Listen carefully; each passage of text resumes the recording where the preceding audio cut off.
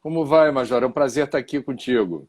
Que honra, viu? Você não sabe o quanto eu estou ansioso, mas como diz a monja Coen, uma ansiedade do bem, né? Em te rever essa daqui, pela minha contagem, salvo engano, é a terceira vez que a gente está se. Já podemos pedir música já. É, rapaz. Prazer estar aqui com você, especialmente hoje, véspera de Páscoa, uma data emblemática, simbólica, bonita, né? Da vitória da vida sobre a morte. É isso aí. Parabéns pela live hoje das 9, né? Eu sempre acompanho lá. Para quem não sabe, os meus seguidores aí, o André tem uma live diária às 9 horas, né, André? Completou um ano dias atrás, estamos aí procurando fazer a nossa parte, né? Isso aí, falando da vida. Muito bom, muito bom. Bom, deixa eu me apresentar, porque eu acho que eu preciso de apresentação, você não precisa muito, não. Meu nome é Diógenes Munhoz, eu sou major do Corpo de Bombeiros aqui de São Paulo, e há algum tempo atrás eu conheci essa fera aí, na verdade, eu já conheci o trabalho dele, né, porque daqui a pouco eu vou falar um pouquinho sobre o quanto o trabalho dele me ajudou a criar um outro trabalho aqui que a gente desenvolve no Corpo de Bombeiros de São Paulo. Começou no Corpo de Bombeiros de São Paulo, mas acabou tomando aí vários corpos de bombeiros, para ser mais exato, 19 corpos de bombeiros pelo Brasil, numa técnica humanizada de atendimento a tentativas de suicídio. E o livro dessa fera aí me ajudou muito, muito, muito mesmo numa tese de mestrado que eu estava desenvolvendo. André, fala um pouquinho aí da sua. Eu tinha posto assim, né, alguns tópicos aqui. O primeiro é sobre qual a tua motivação, né, para falar sobre um tema tão espinhoso, né, que é o fenômeno suicida. Olha, em 1999, eu sou espírita, numa reunião mediúnica, alguém pediu que eu pesquisasse o fato do suicídio ser caso de saúde pública no Brasil. Se eu era jornalista, eu deveria me interessar por esse assunto, por sendo um caso de saúde pública. E descobri, eu vou resumir aqui, fazer uma versão bem resumida dessa história, que ela é longa. Eu não tinha nenhuma afinidade, nenhuma proximidade, pelo contrário, com o tema do autoextermínio. Entretanto, eu fui instigado a fazer uma pesquisa e, pelo viés jornalístico, da notícia, eu me aproximei do tema e, lenta e progressivamente, fui descobrindo que eu tinha nesta vida esse compromisso de, fazendo meu trabalho como jornalista, como comunicador, mas também como cidadão, de alguma maneira, ajudar a quebrar o tabu em relação ao tema do suicídio. A própria Organização Mundial da Saúde diz com todas as letras que em qualquer setor da saúde pública, aonde há informação clara e objetiva, a gente consegue reduzir incidência de morbidades, patologias, índices de mortalidade. Isso vale para qualquer doença. E vale também para o suicídio. E isso não sai mais de mim, porque, na verdade, quando a gente pesquisa e se envolve com o tema do suicídio, e eu acho que você percebe isso, a gente não está falando de morte, a gente está falando de vida. É isso aí. E é apaixonante. Eu já sou ambientalista, eu já tenho esse recorte muito forte há muito tempo comigo. Então, a mesma motivação que eu tenho no meu trabalho como jornalista e professor e escritor na área do ambientalismo, o meio ambiente começa no meio da gente. O suicídio é um desastre ecológico. Então, eu estou me sentindo absolutamente à vontade, como cidadão e como jornalista, para, digamos, fazer imersões nesses universos que remetem à valorização da vida. O teu livro é de 2000. Deixa eu fazer um jabazinho aqui. Esse livro aqui, em 2015, 2016, eu estava fazendo a tese de mestrado, né? E aí, eu não lembro quem me falou assim: você já leu Viver a Melhor Opção? Eu falei: não li. André Trigueiro, eu falei: mas André Trigueiro, ele é jornalista, né? Ele falou assim: ele escreveu um baita de um livro. E aí, cara, quando eu comprei o seu livro, porque até então, tudo que se escrevia sobre suicidologia na época eram coisas bem técnicas, né? José Neuri Botega, Carlos Cavassini, tantas outras figuras, né? O próprio Carlos Felipe, que é um amigo que a gente tem em comum aí, Mas quando eu tive contato com a tua visão, né, com a tua visão direta, num assunto tão, né, tão complicado, porque não deixa de ser complicado, aquilo me ajudou muito, né, ao escrever a tese. Então, para quem não leu ainda, pessoal, leiam. Viver é a melhor opção com o André Trigueiro. Aí, esse livro, ele realmente ele tem um papel muito importante. E é bacana, né? Já citei ele aqui, o Neuri José Botega, ele fala, inclusive lá no programa do Bial, que nós participamos juntos, né? Ele citou lá no programa que o suicídio não é um problema de policiais, de psiquiatras, de psicólogos, ele é um problema de sociedade, né? Todos nós temos que ter uma escuta compassiva para com o fenômeno suicida. E quando um jornalista traz esta visão, que são vários focos de visão, isso ajuda muito, André, muito. Você não sabe... eu já vou dar spoiler do finalzinho que eu ia falar aqui. Na contracapa do teu livro, eu saquei uma frase aqui que você escreveu. Esse livro foi escrito com uma única convicção. As informações reunidas nele podem salvar vidas. Podem não, meu amigo. As informações escritas aqui salvaram e estão salvando muitas vidas. Parabéns pelo livro. Viu? Oxalá, muito obrigado. Os direitos autorais cedidos para o CVV, porque o CVV tem custo operacional, é uma entidade filantrópica, mas vive de doações para manter os postos, manter a parafernália eletrônica para viabilizar o serviço que agora no Brasil se tornou muito complexo, porque 188 em qualquer lugar do Brasil permite a ligação, e essas conexões têm um aparato técnico, tecnológico, que não é de graça. Então, eu fico feliz com as suas palavras. A intenção foi apenas tentar facilitar o entendimento do que os especialistas dizem a respeito desse tema, que é o grande aprendizado para mim, antes de me debruçar sobre o trabalho do livro, foi entender que as generalizações a respeito do tema suicídio nos afastam tremendamente da compreensão desse fenômeno. Quer dizer, o perfil do suicídio. O suicida é assim. É uma pessoa com essa característica, fala desse jeito, olha desse jeito, o corpo de uma pessoa que tem suicídio é mais ou menos assim. Tudo isso é uma bobagem sem tamanho. Todos nós, em tese, temos a possibilidade, sendo um problema complexo e multifatorial, todas as variáveis que, convergindo, as variáveis biológicas, bioquímicas, hereditárias, culturais, espirituais, psicológicas, ambientais, quando elas convergem e a gente se percebe vulnerável psíquica e emocionalmente, a gente precisa descobrir, Major, e eu sei que esse é um assunto que você domina, a gente precisa aceitar a necessidade de procurar ajuda, porque esse orgulho que muitos de nós temos de dizer, não, eu me viro, não, eu sou jornalista, me julgo uma pessoa bem informada, eu não preciso de ajuda. Eu sou major do Corpo de Bombeiros, eu sou um militar, tenho treinamentos, coisa e tal, eu não preciso de ajuda. Todos nós, possivelmente, é algo que não está sujeito ao nosso controle, quando percebemos que há a ideação suicida orbitando o nosso pensamento ou nos flagramos movidos por uma impulsividade que pode se voltar contra nós, a gente pode até se surpreender num lapso de razão ou de lucidez, realizando um movimento que, no auge da perturbação, aquilo está fora do radar da razão e da serenidade. Então, a gente precisa saber como é que isso pode acontecer, não é uma regra rígida, mas existem sinais, existem indicadores que podem ajudar a rastrear algo que não vai bem.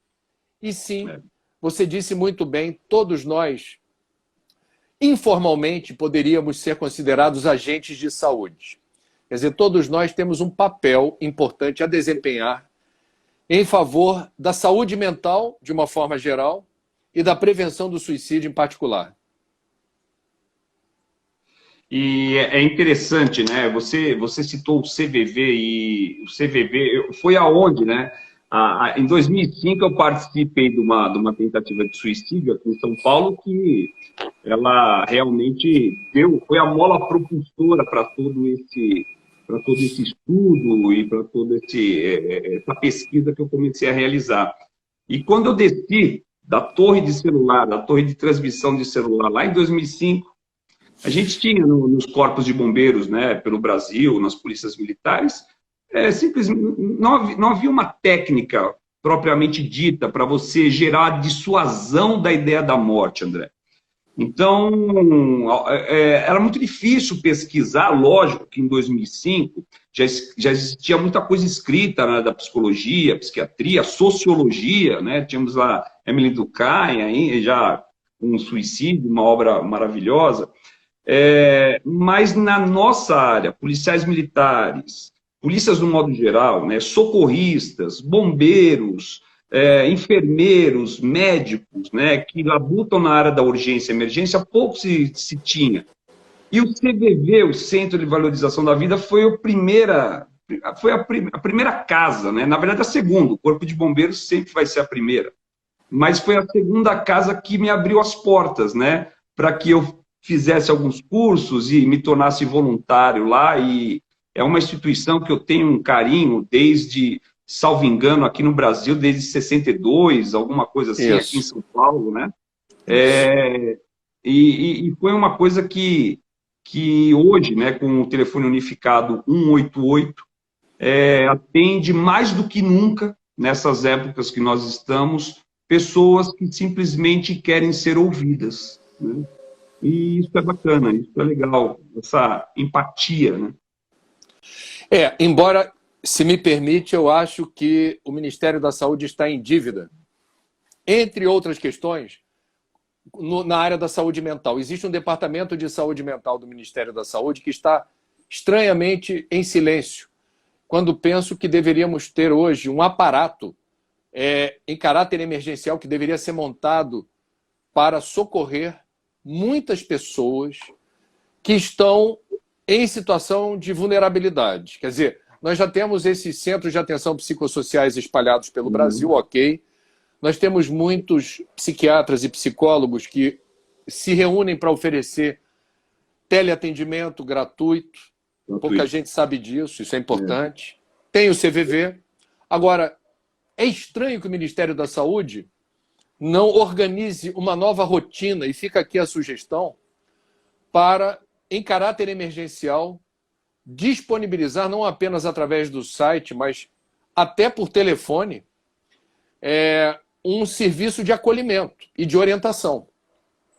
Porque a gente está claramente percebendo, é sensorial, que a experiência da pandemia, que remete a medo da morte, luto pela perda dos entes queridos, a ansiedade e a angústia por não saber até quando isso vai acontecer, quando é que vai chegar minha vez para a vacina, o que eu faço se eu não consigo me planejar adequadamente, porque a rotina do Brasil está muito mexida.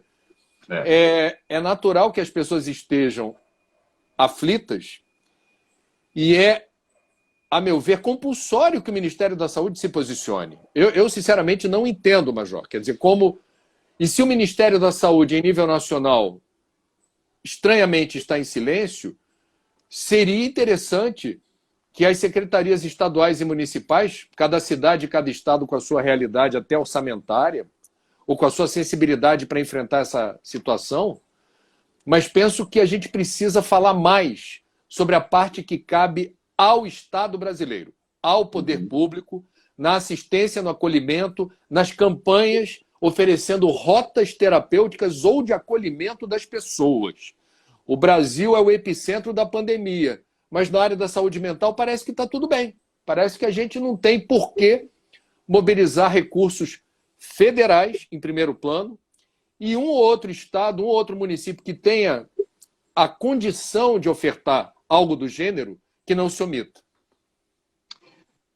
André, você como jornalista, cara, uma curiosidade, que papel você... Porque assim, ó, eu acho que, pelo que você me falou aqui, você estuda, de alguma forma, desde 2005, mais ou menos, o fenômeno suicida, é isso? Ou um pouquinho Mil, antes? 1999. 99. E pela primeira vez, né, eu um pouquinho depois, 2005, e pela primeira vez eu vi um programa abrir as portas, escancarar as portas, né, para falar de um tema. E porque até então, pelo fenômeno Vetter, as pessoas leram ou interpretaram o fenômeno Vetter, ao meu ver, de uma forma errônea. Mas o Bial, lá no Conversa com o Bial, ele abriu as portas e, de peito aberto, com muita coragem, através da Camila, que é a produtora dele lá, abraçou esse tema. No teu prisma, qual é o papel da imprensa quando a gente fala de suicídio?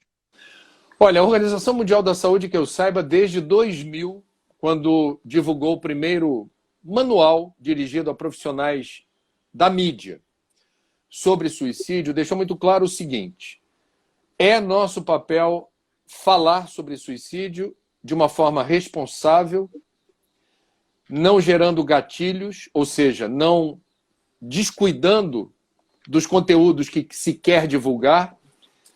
A gente precisa falar que o suicídio é caso de saúde pública, a gente precisa dar orientação às pessoas sobre as situações que envolvem fatores de risco suicida. Por exemplo, alcoolismo. Alcoolismo associado à depressão, a convergência de depressão com alcoolismo é um enorme fator de risco. Outra informação boa: uma pessoa que realize a primeira tentativa de suicídio, a probabilidade de haver a segunda é gigantesca. Não adianta dizer a pessoa que tentou o suicídio: não, desculpa, eu me excedi, eu estava sem controle, mas agora está tudo bem. Não se preocupe, eu já estou aqui novamente, voltei ao normal. Não, é para procurar. Não é trivial tentar suicídio, não é uma coisa que a gente vai atribuir a um mau humor, a um problema ocasional. Não, tem algo muito demandante de atenção e de competência técnica profissional para você destrinchar e descobrir, desarmar uma bomba relógio. Vamos colocar essa metáfora. O tic-tac está ali. Você tem que desarmar essa bomba relógio. O sofrimento é inerente à existência, a dor é algo humano. Agora, quando a gente quer calar uma dor através do suicídio, é preciso intervenção. Então, a mídia, o jornalismo, ele pode ajudar lembrando isso, lembrando quais são as rotas terapêuticas, quais são as organizações públicas ou do terceiro setor, eventualmente até privadas, que dão esse suporte. Pode dizer o seu livro, por exemplo, porque a gente fala de mídia, literatura está no pacote das mídias. Então, um livro como o seu, que ensina as pessoas, tá aqui, ó. Um livro como o seu, que ensina todas as pessoas, e principalmente aquelas que têm a função profissional de socorrer, acudir, interceder. Como lidar, o que dizer, o que não falar, como se aproximar. Certas reações inusitadas devem determinar que protocolo de resposta, no caso de um bombeiro. Quer dizer, tudo isso está no pacote do que a Organização Mundial da Saúde, de forma muito acertada, determinou como nossa missão na área da comunicação social. A gente não pode retroalimentar o tabu, a gente tem que falar sobre esse assunto de forma clara e objetiva e não reportar aquilo que seja confundido com gatilho. A gente não vai ficar reportando todo e qualquer suicídio que acontece a cada dia. A gente não vai ficar, por exemplo, em sendo inevitável falar de suicídio, como, por exemplo, Robbie Williams, que é o exemplo que eu dou no livro. Aquele ator, comediante, humorista americano, tão famoso e tão associado à graça, à leveza, a um estado de espírito descontraído, alegre.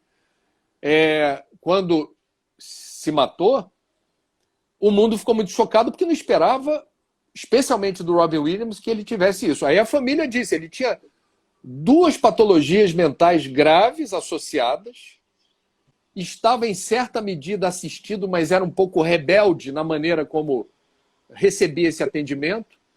Então a Organização Mundial da Saúde diz, em sendo inevitável reportar o caso, por exemplo, de alguém famoso, Robin Williams, não abra espaço generoso na primeira página, com foto, não detalhe o meio empregado, o método que foi utilizado para o suicídio, não exalte as qualidades morais do suicida, porque isso tem outras questões que podem determinar em quem esteja vulnerável psicologicamente a idealizar e fantasiar. Poxa, então alguém que se mata depois pode ser tratado como um herói, porque foi enaltecido nas suas qualidades. Então tem, assim, Major, em tempos de negacionismo, especialmente, é muito importante a gente falar de ciência. Existe uma ciência que explica o fenômeno do suicídio, embora não totalmente. Não é possível dizer que a gente tem... Eu, aqui, sem ciência agora, mas no achismo meu, eu acho que a gente mais não sabe do que sabe a respeito do fenômeno, mas o pouco que se sabe é preciosíssimo, porque claramente ajuda a reduzir as estatísticas. É isso aí. E aproveitando o gancho, né, André, eu queria deixar um recado aqui para as pessoas, né, porque a gente vira e mexe, vê e possivelmente, espero que não, né, a gente tenha contato com vídeos, né, de pessoas tentando se matar por um método ou pelo outro. Pessoal, não divulguem isso não leva a nada. Minimamente, em respeito à família daquela pessoa, não divulguem. Eu tenho levantado muito essa bandeira dentro das organizações e das corporações policiais, de bombeiros. Não repassem isso à frente, porque isso não gera absolutamente nada de bom. Nada, nada, nada. Isso não te dá mais seguidor, isso não te dá mais fama, isso não te dá mais likes. Não, isso só vai trazer dor para aquelas pessoas que conheciam essa pessoa que estava no pior momento da vida. Então, é um papel também, que é mídia também, né, André? É verdade. E as plataformas que dão suporte às redes sociais, graças a Deus, já têm, eu diria, um protocolo de não adesão, de não replicagem, de socorro quando alguém posta uma mensagem que remeta a algum tipo de pedido de ajuda. Por trás de uma declaração assim dramática, por vezes há um pedido de socorro.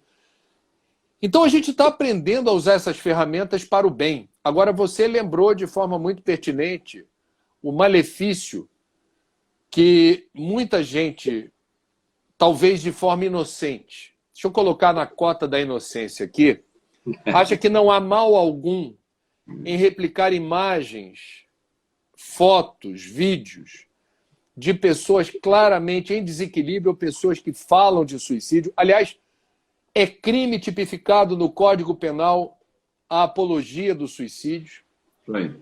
E a gente precisa entender como cada um de nós somos todos, eu diria, provedores de conteúdo, porque quem está na rede social compartilha alguma coisa. Sim. E a gente precisa se dar conta de que tudo que a gente compartilha, e não importa o tamanho, o número de seguidores que se tenha, tudo que a gente compartilha determina alguma influência em maior ou menor grau naqueles que nos seguem. Então, quando você compartilha uma imagem dramática dessas que você descreveu, claramente, nós estamos replicando a tempestade psíquica, nós estamos replicando a perturbação, nós estamos replicando o desequilíbrio. Isso é terrorismo. Quando você pega o conceito da palavra terrorismo, é impressionante, Major, como ela se aplica a esse gesto banal de passar à frente uma imagem ou uma situação dessas. Por quê? O terrorismo ele pressupõe o fomento do medo e da perturbação. Isso. Então, não é exagero a gente dizer que esse tipo de conteúdo, além de não acrescentar rigorosamente nada para ninguém, é um lado sombrio do ser humano. E não é só a questão do suicídio. Eu estou falando, e me permita dizer, seus colegas, nossos irmãos, a quem eu presto aqui uma homenagem, porque são fundamentais para a gente procurar o equilíbrio na sociedade, que são policiais. Por vezes a gente vê em certos círculos de jornalistas ou de policiais circularem imagens do mundo do crime, de eliminação, de assassinatos, que pessoas extremamente mórbidas, eu diria, descoladas de uma ética, de um bom senso, fazem questão de replicar. Então, nós temos um poder. O poder de não dar moral, não replicar qualquer conteúdo que possa, de alguma forma, agravar um estado de aflição, ansiedade, angústia. E isso não é pouca coisa, não. Tem gente que vai dizer, só isso? É só não não replicar na minha rede isso daqui? Gente, isso é um ato heróico, gigantesco, que evita tragédias. É isso mesmo, é isso mesmo. É a omissão que salva. É isso aí. Estamos na metade da live aqui, já com meia hora, passa rápido, né? E eu tenho que contar para vocês aqui o segundo contato com o André Trigueiro que eu tive. O primeiro foi lá, como a gente disse, no programa do Bial. E o segundo foi um congresso que o Corpo de Bombeiros do Rio de Janeiro promoveu, logo depois do programa, né? E aí foi um barato que o bombeiro foi me buscar no aeroporto, e eu sabia que tinha outros palestrantes, mas a gente nunca sabe, ou às vezes não sabe, a ordem, né, dos palestrantes, né? E aí o bombeiro que me pegou lá, estava me levando para a escola de bombeiros do Rio de Janeiro, e aí ele falou, Major, eu acho que o senhor é o próximo, ou logo depois, porque está tendo um jornalista lá que está falando, que ele abriu o congresso, e aí eu acho que é logo depois. E, gente, quem já fez palestra sabe que assim, a gente quer entrar a gente não é que torce pelo mal do outro. A gente quer entrar que assim, pô, esse cara pode fazer aquela palestra que só fica usando números, dados, só slides, né? Bem monótono, para quando a gente entrar, já entra por cima, né? Então tem que ser um superando o outro ali na sequência. E aí, quando eu entrei no auditório, já tinha um tal de André Trigueiro falando. Eu sentei ali perto dos outros palestrantes, né? E aí eu comecei a assistir, eu nunca tinha assistido uma palestra do André Trigueiro, e aí eu comecei a assistir e, pessoal, é hipnótica, literalmente, não estou rasgando cedo aqui não, é hipnótica a sua palestra. E aí começou a causar um desconforto entre os próximos palestrantes, porque ficava assim, ó, o rapaz da organização estava um pouquinho afastado da gente. E aí perguntaram para mim, você que é o próximo? Eu falei, eu acho que não, espero que não. E você, não, espero que não. Aí a gente tentava se comunicar com o rapaz da organização, porque ninguém queria ser o próximo. Porque o cara ia deixar, ia estar num nível muito alto ali, né? Mas ainda bem que eu fui o último do dia, então ficou bom. Mas aqueles que puderem, online ou não, né? Assim que voltar as coisas ao normal e vai voltar, né? Assistam aí uma palestra do André Trigueiro. Ó, cacei outra frase sua aqui. Você lembra disso daí, André? Eu lembro. Você deve se lembrar que foi muito engraçado. Ao final da palestra, sobe o comandante para compartilhar da ressonância. A ressonância. Ele dizendo, é isso aí, Trigueiro, tudo bem, eu queria dar aqui um testemunho, porque a gente falou muito de que a formação militar, que é muito dura, e forja a bravura, a coragem, a valentia, por vezes faz com que alguém que tem essa formação se sinta blindado do medo e do risco do suicídio, de uma forma geral. Isso. E aí, depois da palestra, o comandante subiu, agradeceu, falou, eu queria falar um negócio aqui, tá vendo esse distintivo aqui? Tô. O que você acha que é isso aqui? Eu falei, eu sou civil, eu realmente não sei. Aí ele falou, isso aqui é treinamento, aí tem um nome certo, talvez o senhor saiba, resgate em ambientes de escombros. Busca e resgate em estruturas colapsadas. Pronto, que não é para qualquer um, porque é um treinamento duríssimo, de você ficar ali nas entranhas de um monte de escombro, de pedra, coisa e tal, pode haver desmoronamento e você está lá embaixo, treinado para dar socorro. E aí esse comandante disse, eu fiz isso daí, eu tenho muito orgulho de ser bombeiro, um dia eu precisei fazer uma ressonância magnética. E entrei ali, deixei meu uniforme para fora, deitei, me colocaram naquele lugar ali, me deram um botãozinho do pânico se eu tivesse um problema. Eu falei, não, tudo bem. E dentro da máquina ele dizendo, eu comecei a sofrer, eu comecei a sentir que não era legal continuar ali, começou a me dar um pânico. Eu só não apertei o botão do pânico porque eu sou bombeiro e tenho orgulho da minha profissão. Aí o povo caiu na gargalhada. Coisa mesmo. E eu fiquei grato porque ele humanizou exatamente essa condição de militar. O militar, de fato, ele tem uma casca dura, mas ele é humano. Então a gente precisa, de alguma forma, ter essa dimensão. O padre Fábio de Mello, a gente gosta de citá-lo como exemplo também, um homem religioso, e que teve pânico, teve depressão profunda e ideação suicida. Ele não perdeu a fé. Isso não tem a ver com fé. Pessoas de fé podem se sentir vulneráveis, mas quando procuram ajuda, conseguem reconectar a Deus. E o padre Fábio de Mello disse, quando eu perguntei, onde é que estava seu Deus na hora que o senhor percebeu que estava sem esperança alguma? Ele falou, Deus estava onde sempre esteve, eu é que não conseguia acessá-lo. Então é isso daí. A memória que eu tenho desse encontro é da tomografia computadorizada do comandante. Eu lembro que ele falou assim, ó, eu só não apertei o botão porque eu lembrei da minha farda lá fora. Aí eu falei, pô, imagine E que legal, foi muito bacana mesmo. E é essa visão mesmo, ele quebrou ali, né, o que a gente chama de ethos do guerreiro, ele humanizou ali, né, mostrou que o próprio comandante tem medo, tem fobia, e isso é normal, ainda bem que temos, né, ainda bem. Em 2015, nesse livro aqui, você já citava, lá no capítulo 4, o risco de suicídio por corporações policiais militares ou policiais de um modo geral. Fala um pouquinho da sua visão sobre isso daí.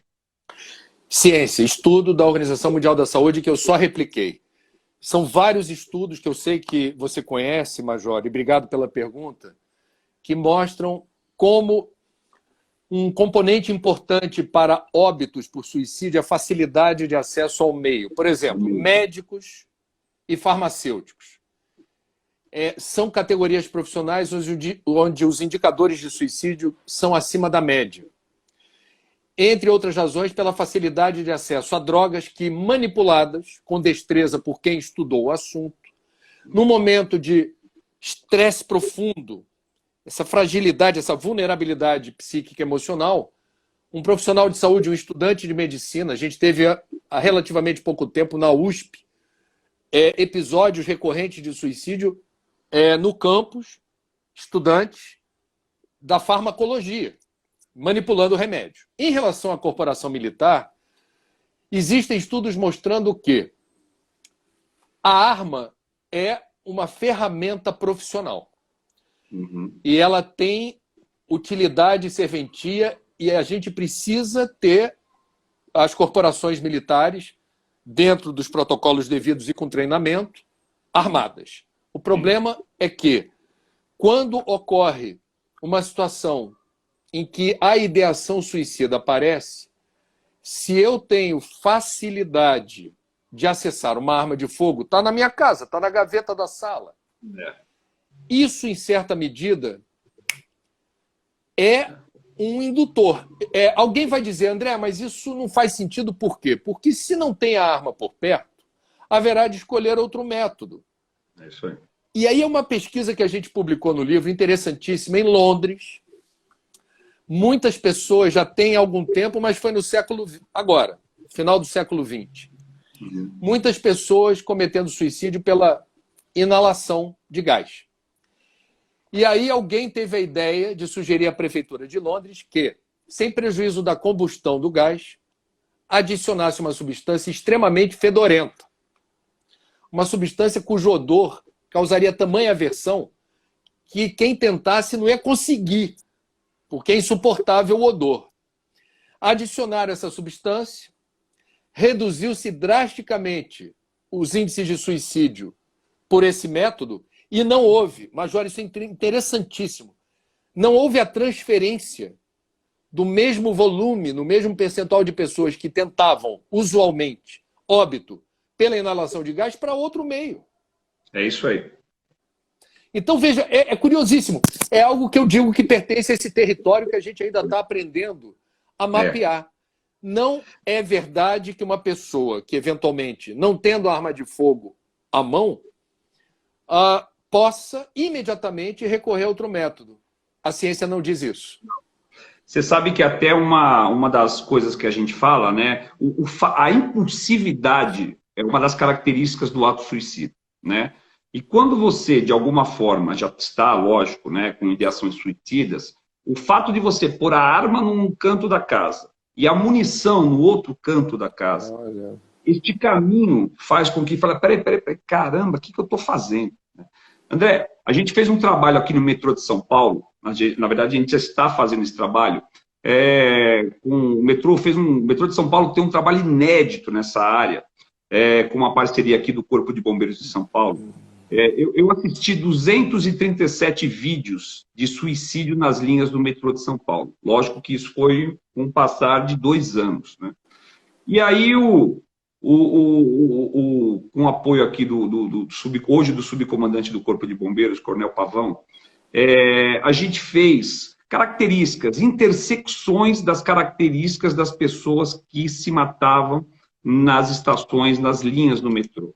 E chegamos a 5 perfis, né? Então, hoje, lógico que eu não vou abrir por uma questão de responsabilidade quais são esses perfis, mas hoje treinamos os agentes de segurança do metrô. Então, quando a pessoa entra com uma ideação suicida nas estações, acaba contendo lá o perfil número 1, perfil 2, 3, 4, 5, o funcionário vai até ele, põe a mão no ombro e fala, tá tudo bem? E isso tem diminuído drasticamente as tentativas de suicídio no interior das estações. E também, indiretamente, as pessoas não voltam para as estações para tentar o suicídio. Porque o fato de terem sido censurados em seu ato já faz com que esta pessoa seja realimentada na área da prevenção do suicídio. Ela ganha momentos, ela ganha fomentos ali de voltar ao tratamento. Ela tem, quem sabe, de repente, momentos para voltar à sua terapia. Isso tem dado muito certo. Então, alinhou muito com essa pesquisa que você acabou de citar. Então, parabéns, inclusive, ao metrô de São Paulo, que legal. É um trabalho fenomenal, viu? Não, é fundamental o conhecimento. Essa história das informações na hora certa e do jeito certo, aqui no Rio, há uns 20 anos atrás, o CVV do Rio conseguiu da Ponte Rio-Niterói permissão para colocar um banner suspenso no vão central, porque eles não tinham conseguido vender esse espaço, doaram para o CVV durante 3 meses, se não me engano, e tinha uma mensagem assim, tá difícil, tá em sofrimento, ligue para nós. A Ponte Rio-Niterói é um dos lugares aqui do Rio onde, por vezes, se registra com alguma frequência, sim, mais do que em outros lugares, casos de tentativa de suicídio. É impressionante como a administração da ponte, neste período, deu esse feedback para o CVV dizendo, não sei se é coincidência, mas a gente percebeu exatamente nesse período um decréscimo sensível no número de tentativas de suicídio na Ponte Rio-Niterói. Eu me lembro também que, se não me engano, na Coreia do Sul isso virou notícia. Isso. Também outra ponte que tinha muito suicídio. Isso. Colocaram, você se lembra? Mensagens ao longo da ponte. E as pessoas que iam para a ponte com esse objetivo, a caminho do lugar que elas achavam que seria por alguma razão o melhor, mudavam de ideia, porque percebiam naquela informação um despertar para a vida. Peraí, deixa eu sair dessa nuvem, deixa eu acreditar que amanhã é outro dia, deixa eu pensar que a esperança está presente para não me precipitar nesse erro que pode ser fatal. Então, é maravilhoso como a gente sempre tem, Major. Me permita uma última informação, essa pesquisa original que me colocou no caminho da prevenção do suicídio, veio uma reportagem da década de 1980 chamada Os Sobreviventes da Ponte, do Jornal do Brasil, em que o jornalista procurou apenas as pessoas que realizaram tentativas e não morreram, embora ficaram muito sequeladas, porque é uma queda feia. Todas elas ficaram sequeladas, mas sobreviveram. O repórter procurou todas e fez as mesmas perguntas para todas as pessoas. Não eram muitas. E uma das perguntas foi, no momento em que você se lançou em direção ao espelho d'água numa longa queda, não tinha mais volta, o vão ficou para trás, mas você ainda estava caindo. Qual foi a primeira coisa que veio à sua cabeça? Qual foi a ideia? O que você pensou? Todas as pessoas, isso para mim é muito comovente, disseram, eu me arrependi. É isso aí. É como se tivesse uma chama acesa dentro da gente, só que a gente, no auge da perturbação, não enxerga essa luz. Na hora que você se lança nessa direção e não tem volta, é como se fosse um despertar do seu ser interior, seu eu superior, sua partícula Deus, o nome que se queira dar, você fala, não era para eu fazer isso. Numa visão de Freud, é como se o id rompesse o ego, o superego. A parte instintiva, ela estoura tudo. Você sabe que tem uma ocorrência emblemática aqui em São Paulo, que isso causou até um certo tepet, né? Nas equipes que estavam atendendo. Um rapaz subiu numa ponte aqui na Zona Sul e ele saltou. E quando ele passou, as equipes já estavam próximas dele. E quando ele passou pelas equipes, já em queda, ele gritou, desculpa a palavra, tá? Que merda que eu fiz. Olha. Isso chocou, isso chocou. André, eu por encargo profissional, eu tive a oportunidade, não sei se é a oportunidade, né, a palavra mais correta, mas eu tive a incumbência de abordar 55 pessoas que estavam tentando findar com a vida, né? E eu te garanto, meu amigo, a face delas não é bonita, a face da morte é triste, né? Por alguma forma a gente conseguiu reverter as 55, né? Não sei se todas as 55 hoje estão vivas, mas naquele momento as 55 tiveram um lapso de vida, e algumas delas, poucas, mas algumas, hoje fazem trabalhos sociais, né, que eu tenho contato, né, em redes sociais, inclusive, para fazer, né, essa parte de prevenção e mostrando a sua história. Então, são histórias lindas, viu? São histórias bonitas pra caramba. Meu irmão, sou eu que preciso de ajuda ou o mundo se tornou mesmo um lugar estranho? Essa frase está no teu livro. Conta para mim. Bom, o Emile Durkheim, um dos pais da sociologia que você usou na sua tese, na sua dissertação, ele tinha uma visão muito interessante que é divergente dos psiquiatras, dos psicólogos, que são os fatores culturais e sociais que podem tornar a vida hostil ou desagradável. Um componente de, eu diria, desconforto, que seria um desses fatores que podem, associados a outros, determinar um desalento profundo em relação à vida. Então, sim, o mundo pode se tornar um lugar... Quando a gente fala mundo, o mundo é muito grande, a gente está falando do nosso meio, o meio em que estamos inseridos. Nosso micro-universo. Isso. Então, sim, é possível que uma mãe amorosa seja um fator de risco para o filho. Sim.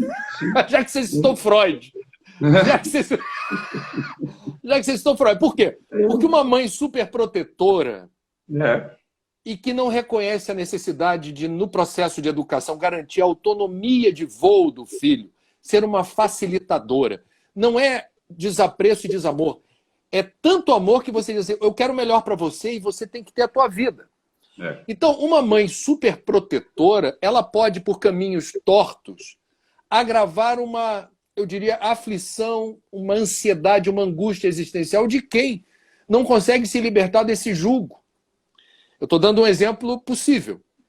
Então, a resposta é sim. O mundo pode ser um lugar onde você reconheça indicadores ou sinais por ter dificuldade de lidar com esses desafios, por não procurar ajuda sobre como abrir caminhos nesse mundo hostil, porque tudo isso é possível. A pessoa pode botar reconhecer que o mundo não lhe favorece. Agora, isso não é pretexto. Pode ser fator de risco para os invigilantes. Sim. E sim, nós, aí sim, com certeza, Major, nós somos os grandes responsáveis pelas escolhas mais importantes que a gente faz na nossa vida. Escolher viver ou morrer é um assunto de cada um mesmo.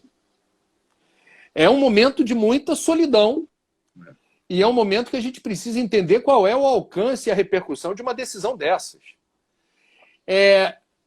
Eu diria o seguinte, o que me comove é ver que pessoas que têm inúmeros problemas de ordem mental, esquizofrenia associada a outra patologia, etc., podem não se matar. Em boa parte dos casos não se mata.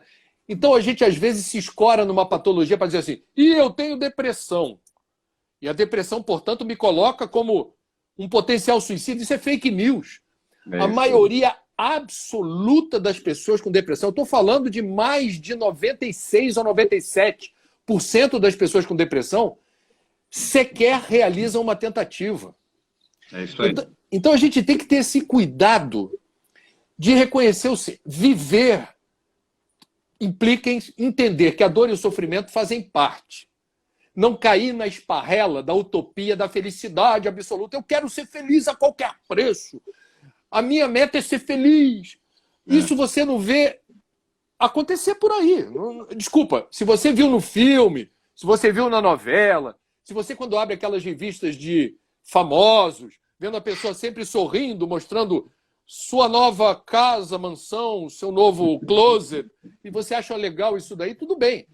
Parece que é o castelo da Cinderela. Isso é fake news, todos sofremos. A grande questão, Major, é como a gente lida com essa dor, esse sofrimento no dia a dia. Para mim, o grande barato da sabedoria, eu estou procurando esse caminho, não achei ainda não, mas eu acho que é por aí. É operar, digamos, na banda larga do equilíbrio. Ou seja, nos momentos de euforia, está tudo dando certo, está tudo maravilhoso. Eu não quero isso para mim o tempo todo, não. Nos momentos de barra pesada, eu estou no atoleiro da existência, estou down. Também não quero isso para mim, não. Que eu tô? Eu quero operar na banda larga. Sabe aquela banda larga em que eu vou oscilar momentos bons e ruins, em que eu estou de boa ou não estou de boa. Eu estou num dia legal ou num dia ruim, mas eu estou operando na banda larga do equilíbrio. É aí que eu quero transitar, meu amigo. E essa banda larga não precisa gastar dinheiro com operadora, não. A gente tem que acionar os canais competentes, né? É isso aí. E você sabe que você está citando a equalização, né, de tudo, cósmica, porque se a própria matemática, a física, a química se equalizam, a gente que é feito disso, a gente tem que equalizar também. É o meio o meio sempre vai ganhar, meu amigo. André, acabou o tempo, acabou tudo, eu não tenho palavras para agradecer a tua generosidade. Você foi muito generoso comigo. Eu já te admirava, né, antes de te conhecer pessoalmente. Depois que eu te conheci, fiquei com a ponta de inveja da tua palestra e eu tenho que superar essa tua palestra porque ela é hipnótica. Parabéns, cara. Muito obrigado em nome das centenas de milhares de profissionais que labutam na área de urgência, de emergência, policiais, bombeiros, socorristas, médicos, enfermeiros, uma gama de profissionais que tem aqui em seu livro, né, juntamente com outros mecanismos, apoio profissional e apoio técnico, né, baseado em ciência, baseado em dados. Muito obrigado, viu? E eu deixo com você, lógico, não poderia ser diferente, as últimas palavras. Gratidão, meu irmão. Gratidão. Querido, muito obrigado. Eu agradeço de coração a honra do teu convite. Você é uma pessoa que faz a diferença. Como essa categoria tão querida do povo, né? Você sabe que os bombeiros estão no coração do povo brasileiro, mesmo. Agora, o teu trabalho dentro da corporação, Deus está presente. Me permita aqui, eu não falei de Deus em nenhum momento, vou falar agora. Sim. E com respeito a todas as tradições e religiões, eu queria dizer o seguinte: toda vez que você recebe um chamado e tem alguém, um irmão nosso, em desespero, em aflição, prestes a precipitar o retorno à pátria espiritual, sem saber as consequências disso, movido pela aflição e o desespero, perturbado e sem perceber a luz no fim do túnel. Nesse momento, Major, você é um anjo. Você está tocado pelo dedo luminoso de Deus. E todos aqueles que nos assistem aqui, sem ser bombeiro, sem estar na linha de frente, socorrendo, mas toda vez que a gente, com as nossas falhas, imperfeições, todos os problemas que a gente conhece melhor do que ninguém, de que nós somos portadores, toda vez que a gente se disponibiliza para ajudar, com um abraço, com uma palavra amiga, com um olhar compassivo, estendendo a mão, não criticando, não julgando, mas de alguma forma tentando hipotecar esse apoio sincero. Esse é o momento. E aqui eu vou pegar carona na Páscoa amanhã. Quem está ali nos convidando para esse desdobramento na direção do amor genuíno, o amor renúncio, o amor sacrifício, o amor doação, é Jesus. Então, o padre Júlio Lancelotti, em São Paulo, é lindo quando ele diz assim, quem está na rua, às vezes seminu, acometido de uma patologia, porque ninguém olha para ele, ele está esquecido do mundo, com fome, sei lá se está com Covid, está com piolho, está machucado, está sangrando. O padre Júlio diz assim, esse, o mais desvalido, aquele que nos causa mais asco, eu enxergo ali a figura de Jesus. Então eu acho bonito, na véspera da Páscoa, a gente está falando de vida. Vida. E a gente está, através do drama, da tragédia, do suicídio, conseguindo falar até com humor, até lembrando histórias engraçadas, porque, em última instância, eu reconheço no seu trabalho um trabalho de muita luz, de muita importância. Você já deixou um legado importantíssimo, não apenas entre bombeiros, socorristas, resgatistas, mas em todos aqueles que precisam entender qual seria a melhor forma de me aproximar, de abordar, saber ouvir, saber falar, reconhecer sinais, o momento que eu devo me aproximar, o momento que eu me afasto. Isso não tem preço, Major. Deus lhe abençoe. Feliz Páscoa e vamos em frente. Gratidão, meu irmão. Obrigado, viu? Tudo de Obrigado bom. a todos. Obrigado a todos aí. Paz a todos. Valeu. Tchau, André. Tudo de bom.